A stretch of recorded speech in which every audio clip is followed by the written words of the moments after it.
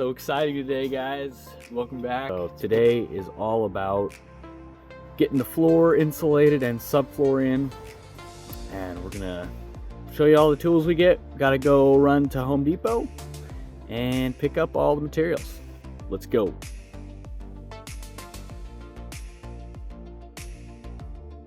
I've got this thing absolutely crammed with stuff. I've got 4 more sheets of this to come off. They didn't quite have a full rack for me, so we're getting some more. We're back from Home Depot, back at the bus. Let's go over what we got and how we're gonna use it, and hopefully get a game plan for how to accomplish this in a day or two.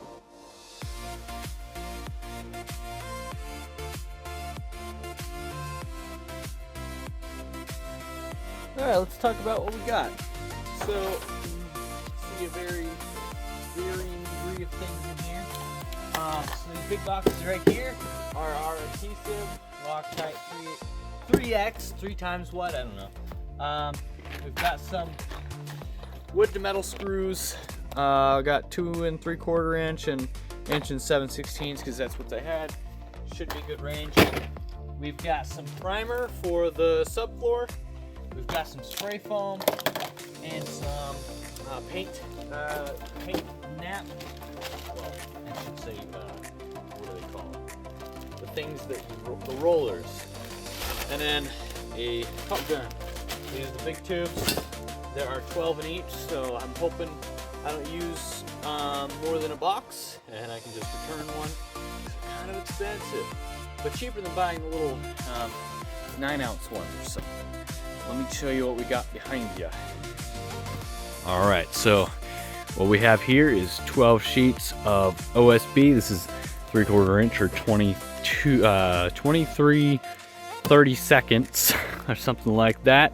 So 12 of those, and then 12 sheets of this 2-inch foam. So let's get it unloaded or something right there.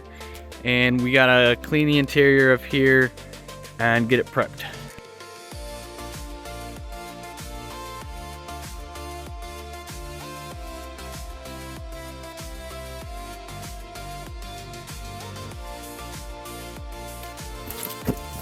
So, some of you guys have already done this process. Excuse the noise, that was awful. You might be wondering where my underlayment or framing or sleeper joists are, and I'll tell you what, those are not them. This is just for some random framing we might have to do. We are going with no frame, no under sleeper joists. This is going to go down on the floor because the floor is flat, relatively flat. But you know, there's no like gaps. Like it's not like you're putting it on joists where you have to have plywood underneath or whatever. So this has a compression strength of 25 psi. So basically, you can put 25 pounds on 1 square inch of this. That's how I read it, at least. Very strong material, 2 inches thick. So, excuse me. And then the 3/4 inch plywood's going directly on top of that. And then on top of the plywood is going click together laminate flooring. We have not decided exactly what we're doing on that, but we're pretty sure that's the route we're gonna do. Floating floor.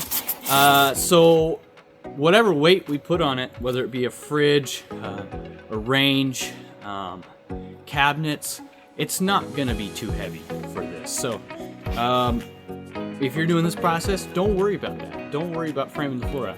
You'll have a lot of thermal bridging. So if you know, you know. Chuck Cassidy has a great video. I may have mentioned him before, but I may have binge watched his videos to see how the pros do it, and then adapted my methods to what my wallet can do. So yeah, there we go. That's it. Let's get to cleaning.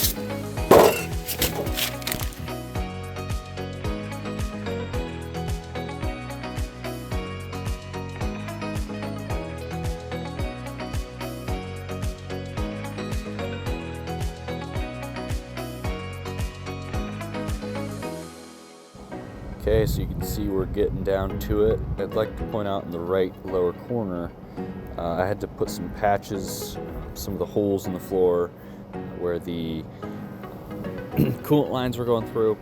Make sure you put some metal or something over those, because even if you just put the foam, you could allow critters or something in. Anyway, we got first few pieces of foam down, putting the first piece of OSB down. First couple pieces of foam and the first piece of OSB is down. Fits like a glove. We're gonna get some weight on there and then move on. So we were very fortunate to have a lot of things to put on the OSB to weigh it down. We really have to put some weight on it to press the glue in so that it all cures well and flat. I was also fortunate to have the help of Nathan here. He's helped with the roof raise and some other things, so really nice to have the help. The glue is lasting us about 1 per sheet of this foam and of the OSB, so we definitely used a box and a half, and then just slowly going at it.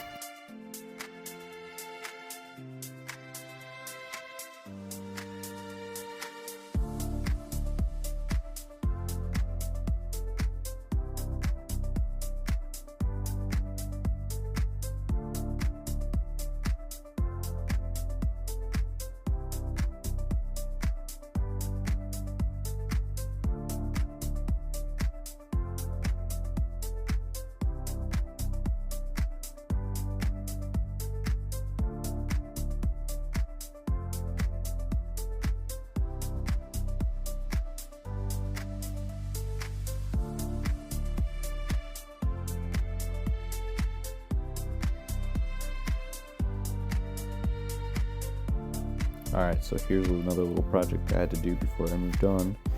It's basically just reinstalling the cover that went over the diesel tank fill spout. So getting that on before we can move on.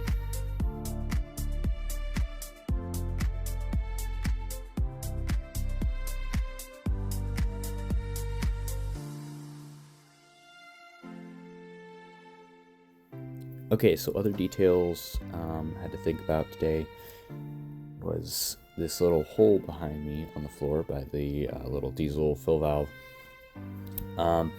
That has access to our diesel tank. I believe it's 100 gallon, could be smaller, but that's kind of important to have access to. If I ever put a diesel heater in, I could tap directly into that, so I need to have that direct access. So I did a little indexing right here, measuring from different sides to find out exactly where it is, and then I can have an easy way to find it later on.